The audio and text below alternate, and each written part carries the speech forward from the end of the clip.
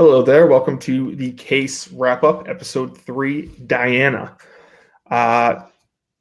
This week's show dropped on Monday at noon, and it was pretty crazy. It really didn't have anything to do with the disappearance of Faith, which is kind of what episode 2 was focused on.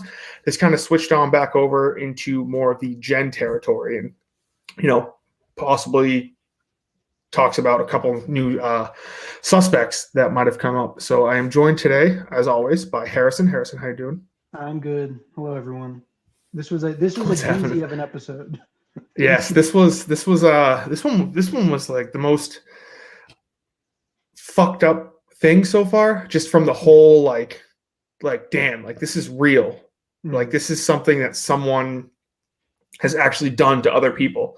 And as Kirk says in the end of the episode, since that she has been accused of all these terrible things, what lengths would she not go to to stop certain things?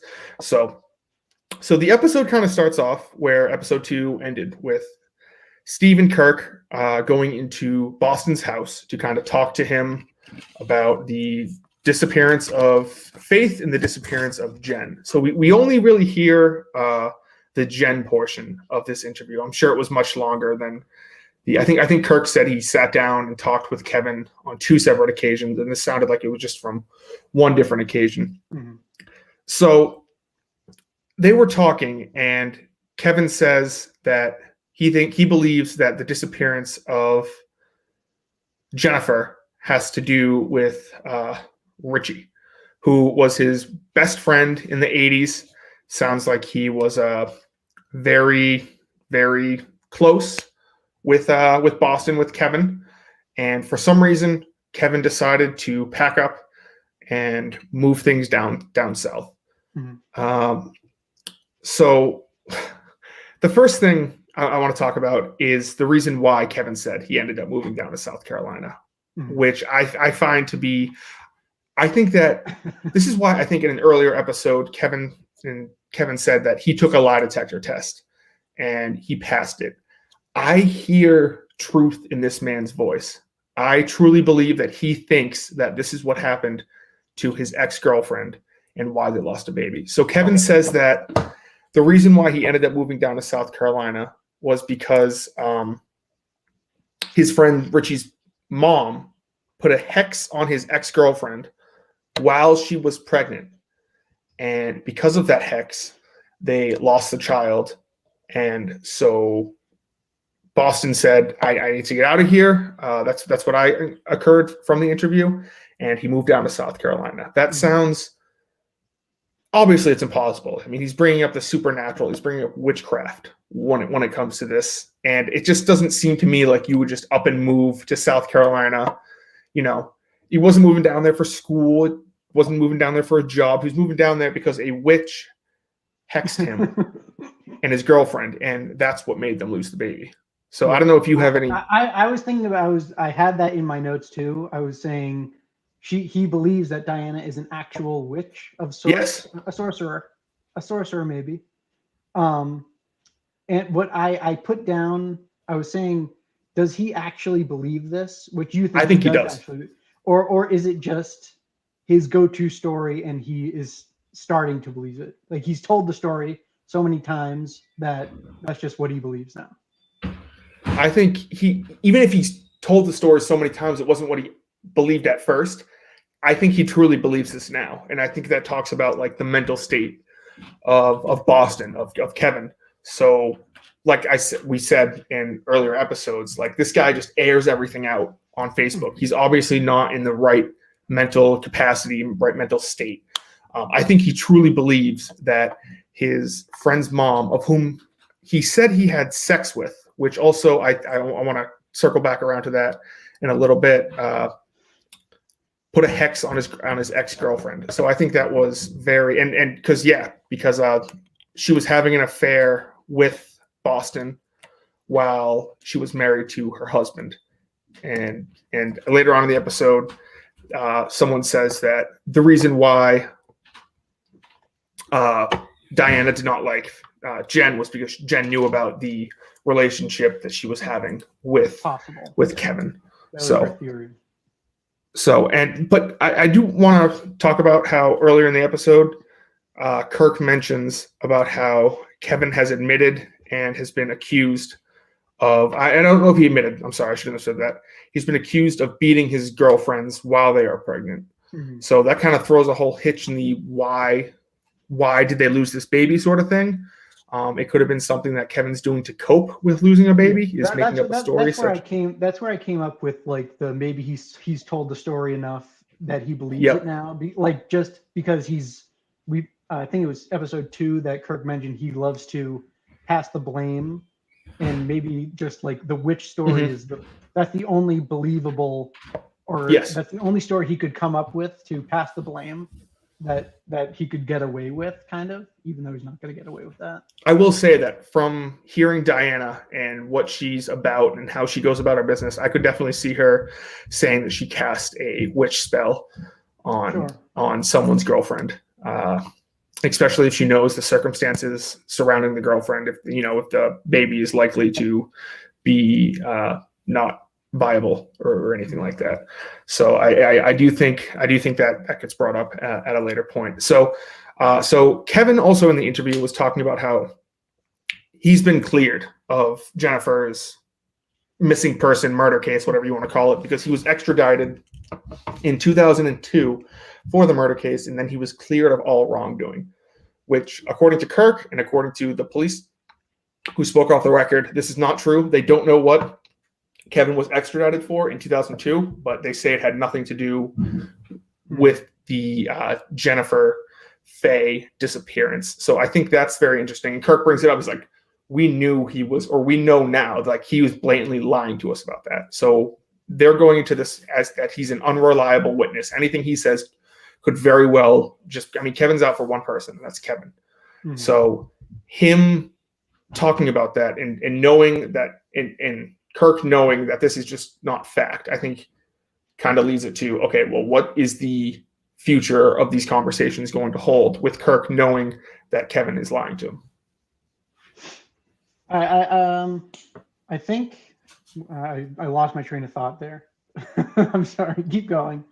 Yeah, so Kevin wasn't extradited.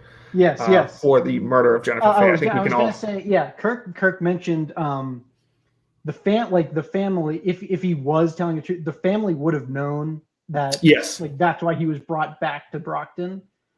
But the family didn't have any idea of that. So that's where he got you. That's your lie. Yeah. So, and he also says that the reason why he ended up getting accused of Jennifer Faye's murder is because his cousin came down, lived with him, and he saw her abusing their children. So he told the police. So they just up and said, hey, we're going to accuse you of this murder, which just isn't something that happens. It's not something you can't just go to the police and say, hey, so I think Harrison did this murder, and there's no other evidence other than fuck him. And they just go, oh, okay, yeah, sure. We'll just go along with that, and, we'll investigate him. Especially while, like, what would Boston's cousin necessarily know about Jennifer? Like, doesn't sound like Boston's cousin was there. It was a random of like, she knew about this murder and decided to pin it on Kevin randomly. Like she just picked a random. Like that's the only association he says he has. So she just randomly picked that case and pinned it on him in 2002. I think that's just not something that happens. The likelihood of the police being like, oh, okay, yeah, this is a legit suspect because his cousin told us. Of whom he's had a troubled relationship with. Mm-hmm. But something later on in the interview that Kevin says I found was truly interesting was he said that Jennifer Faye ruined his life, which I think is a very selfish way of looking at it, especially when you consider that when he was in the 80s, he was drug dealing, he was hanging, like, there's no reason, I'm 24 right now, there's no reason I should be hanging out with picking up a 17-year-old in my truck. I mean, you're asking for trouble when you're doing something like that. So, I mean, he was making bad choices in the 80s. And to say that this entire case thing ruined his life and it falls on Jennifer is absolutely absurd. I mean, he was selling drugs. He's I believe he said he's admitted to selling drugs. He's admitted to being a white supremacist, and yet the reason why his life is so shitty is the way it is. I think goes back to what you were saying earlier about how he tries to push off all accountability on someone else. So it's not his fault his life is so shitty. It's this dead, or this, this missing girl, this dead girl's fault from 30 years ago, of whom is responsible for all this shit. And I think Steve asked him when he said like that ruined his life. He said, and after that, that's when you got into drugs. And he said, yeah. Like, and we know that he was into drugs in the 80s. Yes, I mean that's just a blatant lie. So I like how they kept that in there of Steve just getting him caught in another lie. I think that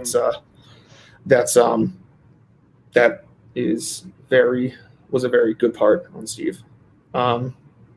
So I do think later on when they're talking about Diana with Kevin is that Kirk said like he doesn't believe Kevin with a bunch of things. The one thing he does believe though is that Kevin is scared shitless of Diana, and I got the complete same vibes from that. I truly think that he believes that she's an evil woman. She's capable of terrible, terrible things. And this is coming from whom I consider an evil person. So far with what we know, I would consider Kevin Mailer to be an evil person. And he considers her to be on another level. So I find that just interesting and just in the whole sense of it. On his top 5 of people he wouldn't want to piss off. Yes, exactly. He said he's not afraid of anyone, but the top 5 people he wouldn't want to piss off. And it just sounds to be very strange that someone would be, even in today's day and age, be very scared of what a 70-year-old woman could do to them. That makes me think that he's not necessarily scared of her physically, but he's scared of what she knows and what they talk about. Well, I'll get into why. If he believes that she's an actual witch, that might be an actual. Yes, yeah, I mean, that's a good point. I mean, if you think someone's a witch, and killing your unborn child in the womb, that's a pretty good reason to be. But Kevin was helpful in that he led Kirk and Steve. I guess the Kirk and Steve didn't really think about going to Diana, but that's another suspect that we have now. Yeah, I think that was one of the times where Kirk and Steve were saying like, hey, we just took a whole nother direction. I think like sometime in November or December, they were like, we thought it was going one way, and then this new name got thrown in the list. So let's get into Diana a little bit, her story and everything. So it sounded like she kind of had like somewhat of not a foster home, but just kind of like she had children from, what do you say? She took in people that were trouble. Yeah. And it sounds like there was this girl, Rena, the special education girl in the story, of whom I want to talk about her mother in just a second, because I think some of this blame does fall on her mother. So Diana is accused and pled guilty to kidnapping and assault, and spent 2.5 years in prison for. I believe some of the things that were posted that were said about that Rena, the special needs girl, she had to go through was she had her entire head shaved. She had her window open in the room year round to keep her cold. She had to shit in a bucket, eat in a bucket, would sometimes get her head pushed into the shit bucket. She slept in a closet. She wasn't ever fed breakfast or lunch, and she was only fed dinner if she completed the chores that she needed to do. It just sounds like this woman was just completely abused, and my heart just absolutely breaks for her. So the backstory on her was apparently she grew up in Brockton, and she graduated from Brockton High School. She was bullied in high school for being special needs, and her mother wanted to move back to Florida. But what's her name? Rena ended up wanting to stay in Brockton to try to, get her own autonomy or whatever like this. So her mother just straight up moves down to Florida. And from the sounds of it, does not sound like she had a lot of contact with her daughter. You think she would check up on her special needs daughter every once in a while? I could get not, choosing to go different ways, but the fact that her daughter was tied up and pretty much was a slave for months and months and months and wasn't ever I would imagine if her mom, I don't know if it was mentioned, but if her mom did call to check on her, like she would talk to Diana and she'd be like, she's fine. That's a good point, but yeah, I just think, I mean, I'm obviously not a parent or anything like that, but you'd think you would check up on your kids a little once in a while. It sounds like this girl was in living hell. According to an interview Steve did later in the episode, someone said that she has the mental capacity of less than a 10-year-old. Mm-hmm. So it's very, very sad, just her entire story. And the fact that Diana ended up only serving 2.5 years in prison is like, I mean, she should honestly be put in jail for life or more. I mean, it's just like to hear what she literally tortured this person for such a long time, and the fact she only got 2.5 years in prison is an absolute miscarriage of justice. And the fact that she brings up how, you know, she's helped so many people and she's gotten all these character witnesses for her, and the judge was said, oh, you can't plead guilty, because this would be such a miscarriage of justice. It's all just blatant lying, and I'll get to that in like 5 minutes. The 2 years, it was so surprised. Like 2 years, really, like it's hard to compare tragedies, but like torturing is in some ways worse than just like murder, killing a person. If she killed the person, she would be in jail. But two years for abuse and torture, it's just odd. Yes. There is a commenter who asked a good question. Said, "Did they confirm Rena's current whereabouts and then just decide not to contact her?" I was gonna bring that up. They never mentioned where Rena is today. If she's Kirk was on Twitter. He was doing that AMA on Twitter. He said they didn't really want to bother her. I could completely understand that. I mean, someone, you know, she had mental issues just to begin with, and then you think of like what toll this experience took on her. You know, if she's moved past that, if she still remembers it, to ask her about it would just seem like to be the inhumane thing to do. Mm-hmm. But that was a good question brought up by Southpaw RSS. So I just think, so I know someone in online, and Diana sounds very similar to this person. The way she was talking about Kirk and the way she was talking about wanting to know all these questions beforehand, saying about how smart she was, how she was so nice, and how everyone's mistreated her, about how she created fake accounts to talk to people and to back up her own stories. She sounds a lot like if anyone's familiar with Martin Riesler.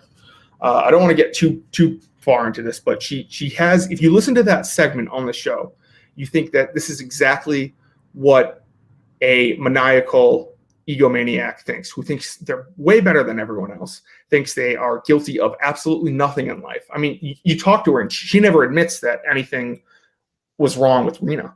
She only talks about, hey, I have a note from her barber that says what a great person I am. Oh, I had to cut her hair off because she dunked it in paint or something like that. And, there was always an excuse for everything. It was never like, hey, I fucked up.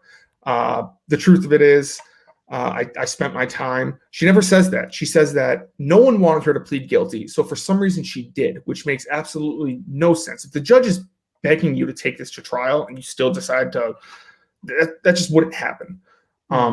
The fact that her made up story about how in prison she was the only prisoner who was allowed to like cook food for the guards makes absolutely no sense. That just wouldn't happen. Everyone thought, oh, this woman is so nice. Oh, let's look up what she's in here for. Oh, she kidnapped and abused a mentally special needs child or special needs person, and kept her locked up in a basement for a long, long time. So that's was just aggravating to just hear her speak and to kind of hear her try to give her. She wasn't even giving her side. She was just giving irrelevant facts that I don't believe are facts. Where she was lying. She tries to pass the blame back to Kevin, and I think Kirk mentioned that like they're clashing and they're going back and forth.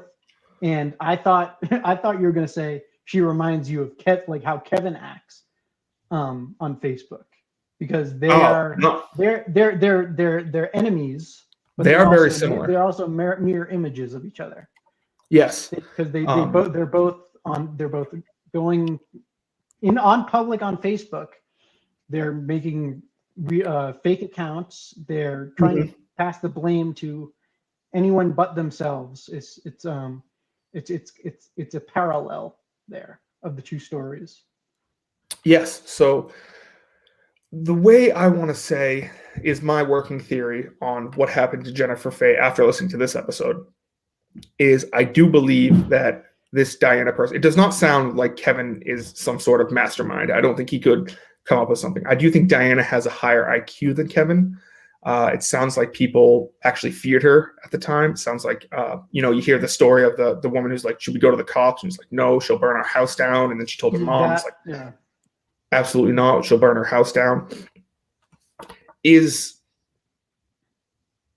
just like, I think what happened was, so Jennifer knew about Diana seeing Kevin outside of her marriage. So I could see where Diana had her son and Kevin, take care of Jennifer.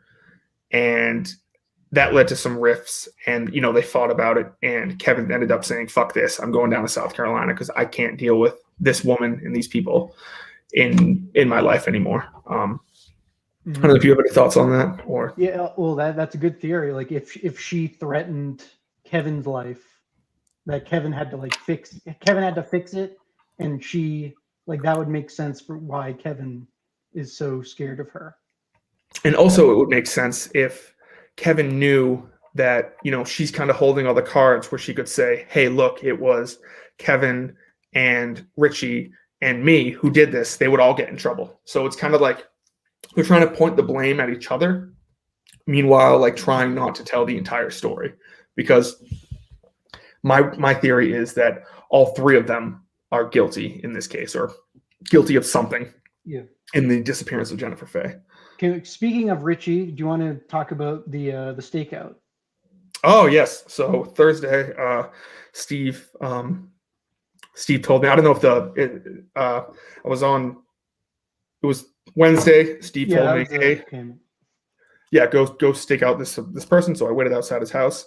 I asked him if he would want to speak on the Jennifer Faye case or with Kirk Minahan of the case. And he replied, he doesn't know who that is. And he just kept on walking. I don't know if the video's been out or. Yeah, it's on Twitter. Or what? Oh, it is? Okay. But it was, I did not know anything about Richie beforehand. Steve was like, oh yeah, he's harmless. And then, listen to this. And I'm like, oh, he could have been a suspect in a murder. I'm like, oh, but no, it was. You didn't see the video. Kirk did mention that he wasn't happy with your car. My car? Yeah, he wasn't happy with the trash in your car. Oh yeah. I mean, my car is gross. I mean, it's not great. So Richie has said multiple times he doesn't want to speak on and about the case. He won't talk to them. Yeah, he's in fact lawyered up when brought up. So I mean, that just seems to me like it's a very guilty conscience he has. So later on, Diana or early on in the case, when Kirk and Steve were talking to Diana, it sounded like she wanted to kind of be the third person in the case from what she was saying. She wanted to help Kirk and Steve solve this. But to me, it sounds like she wanted to know what was happening before it happened. She wanted to know the questions that were being asked to Kevin so she could understand, okay, well, what if Kevin says this? Then I would come back with this. What if, if Kevin says that, I would come back with that. It sounds like she was trying to play good guy in order to kind of get ahead of the investigation. And it sounds like when Kirk and Steve had some questions for her, she said, oh my God, I can't believe you're doing this. You're ruining my life. I made the dean's list at college. I was back in college and all this other things. And it just sounds like it's very like she was trying to play the victim. And she's made multiple Facebook posts calling out Kirk's past and his mental state. I believe she said could he could like his mental state result in a mass casualty or a mass shooting? I think that's super fucked up that she's even considering this, especially when, as Kirk said before, you look up his past, and she mentions about how he has a controversial past with him and Barstool Sports being named in lawsuits. If you go through those lawsuits, it is for prank calling a mayor. He said a reporter would be a waitress at Perkins. He said he did not like the owners of a baseball team. This is pretty much the controversy, and that surrounds Kirk. It's like he will go after people regardless of race, sex, gender, anything. He's not afraid to ask the questions. Now, the person who was calling this person controversial could be involved in a murder, was convicted of kidnapping and abusing a child, which is just absolutely ridiculous in the sense that this doesn't even cross her mind as she's calling Kirk controversial. So it just shows that I think she thinks she's playing like 4D chess when it comes to this, but in reality, I think Kirk and Steve always knew that she would somehow be not on their team. Yeah, would be very. She tries to play. I'm on the good side. Before, Yep. like in any, if you do any digging, that's when you can see, like, that's when she turns over. If she knows, if you know anything about her, that's when she turns over. She kind of pulls like hey, listen, I don't even know why you're digging into this. You're like, this was all, oh, the guards loved me, and the judge and the jurors were telling me how much they loved me, and my lawyer said it was the biggest miscarriage of justice in the United States history, which is absolutely, I can't imagine any of this being true. She just seems like a very, very evil woman. And when she found out that Kirk might have had a couple of questions for her, you heard it on her voicemail. She's like, this call is being which is just a bunch of complete bullshit, but she's trying to pull like a scare tactic where she's like, this call is being traced, it is being recorded, anything you say, like, can be, she's pretty much threatening anyone who calls her with the whole tracing and recording, which is absolutely not something she would be capable of doing, especially if you're using a burner phone. She just seems like a very evil person who her entire life has had power over pretty much everyone in the area. In people in her life, such as Rena. And it seems like she's so used to that power that when someone challenges her on this, she just lies. She like I said, she lied about the courtroom. She lied about a whole bunch of things to Kirk that would just. But I did find it weird about how she was talking about how Kirk has a controversial past. Meanwhile, he's trying to help solve a missing persons case. And like I said, like his past isn't controversial, as in like Kirk was arrested for abusing a child. So I don't know if you have any. It's another way of her trying to pass the blame and make herself. That's gaslighting to her followers. Yeah. Yes, it's complete gaslighting. I am curious to see where the next part goes. Sounds like. One thing to mention, it's kind of not to do with the episode, but I was just if you do, like, I thought it was weird that if you look up Diana Natale's name, just a Google search, like the case doesn't. I mean, it might now, but before the episode came out, like there was like nothing on her or like her being in jail for anything. Like there. You had to search Diana Miller, and then like 2 small articles came up. But yes, it like for what she did, there's like nothing on her.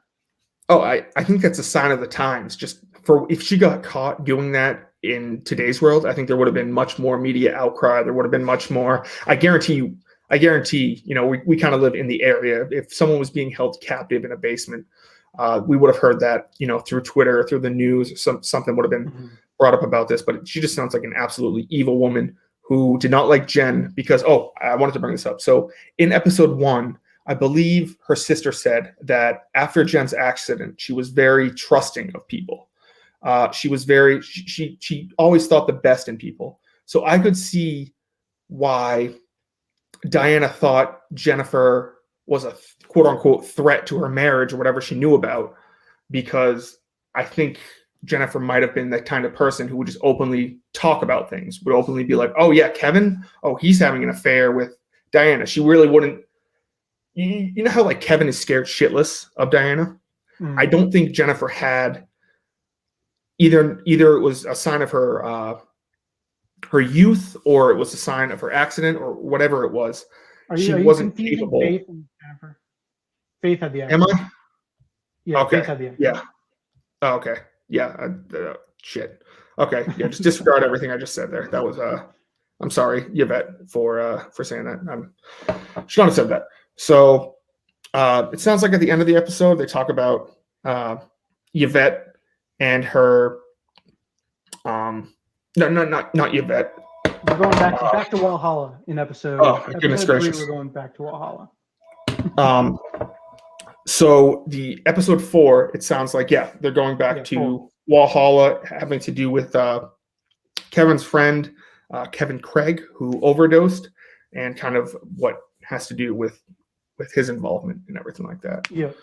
So. And in that teaser, kind of next time on the case, we heard from Keisha, Dixie Sin, who said that she actually wasn't a friend of Faith's at the towards the end, which was very interesting.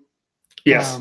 That she when she was talking to Kirk, she said she was a sister, but now she wasn't friends with her. Yes. So we're getting another weird kind of thing going on. Yes.